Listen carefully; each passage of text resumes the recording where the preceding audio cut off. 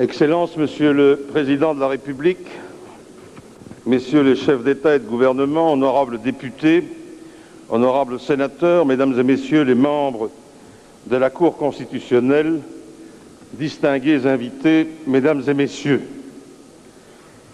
il y a des moments dans la vie qui balayent en une fois tous les regrets de nos illusions perdues.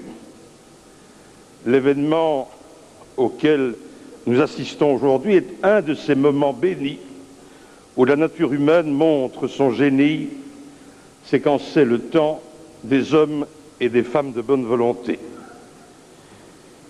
J'ai eu l'occasion de participer, à l'époque en tant que ministre des Affaires étrangères de mon pays, aux accords d'Arusha, sous la conduite éclairée de Nelson Mandela.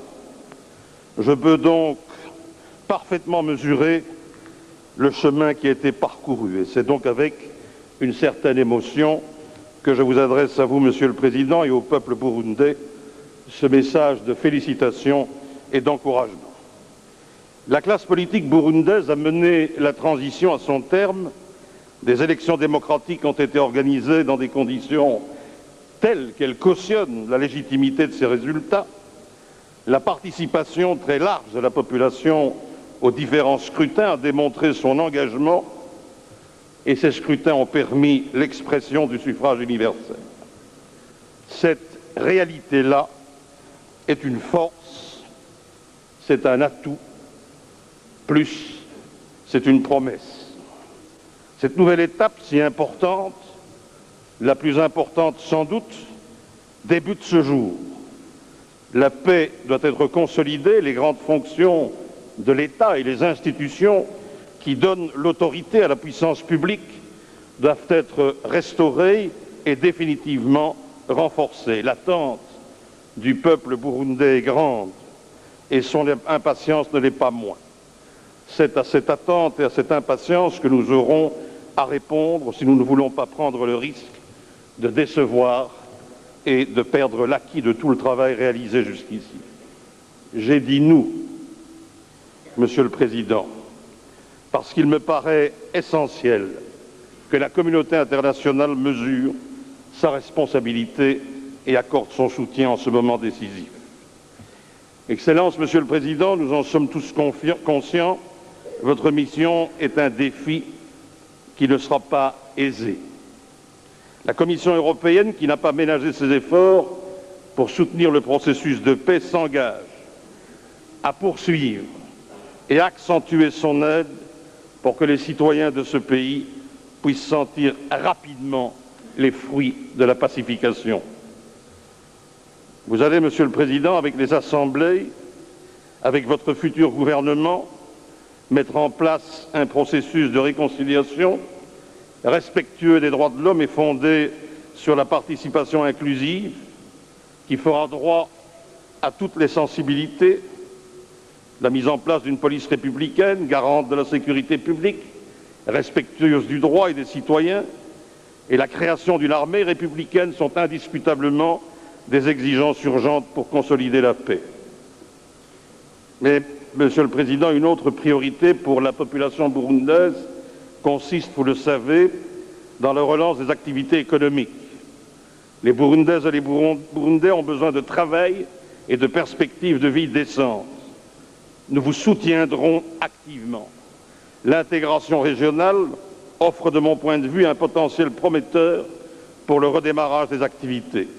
Je pense entre autres à la relance de la CEPGL, qui ouvrirait des possibilités insoupçonnées, tout en renforçant d'ailleurs la stabilité régionale.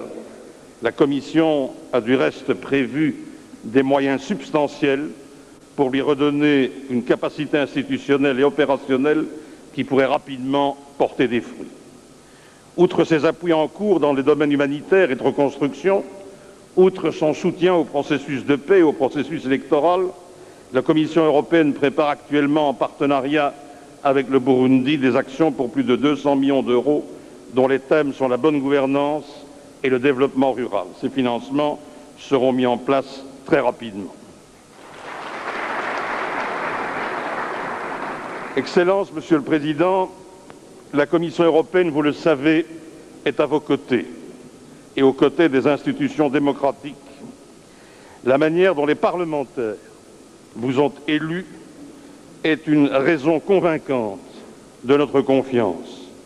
Vous venez d'adresser un message fort à toutes celles et à tous ceux qui ont cru jusqu'au bout dans votre capacité à surmonter vos peurs et vos divergences. Votre attitude, le sens du compromis et la décision délibérée de dépasser vos tourments passés tracent déjà les contours d'une vision commune pour l'avenir de votre peuple. Le Burundi aujourd'hui pose un acte qui honore la démocratie et qui nourrit un nouvel optimisme pour le continent africain. Vous avez tous ensemble forgé un état d'esprit propice à cette pacification. Il faut vous en féliciter.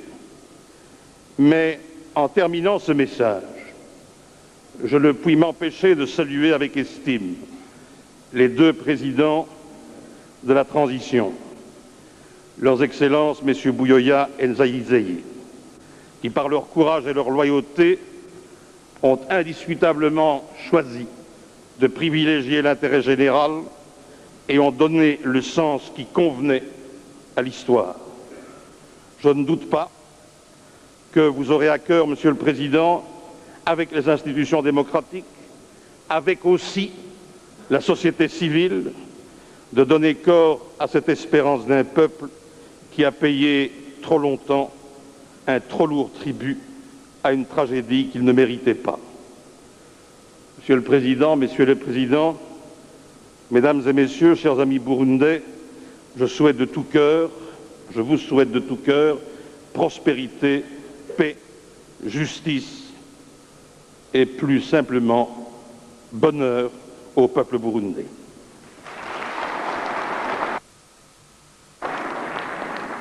À présent, Moi, je Son Excellence convide Mamadou Ba Louis est Michel invité à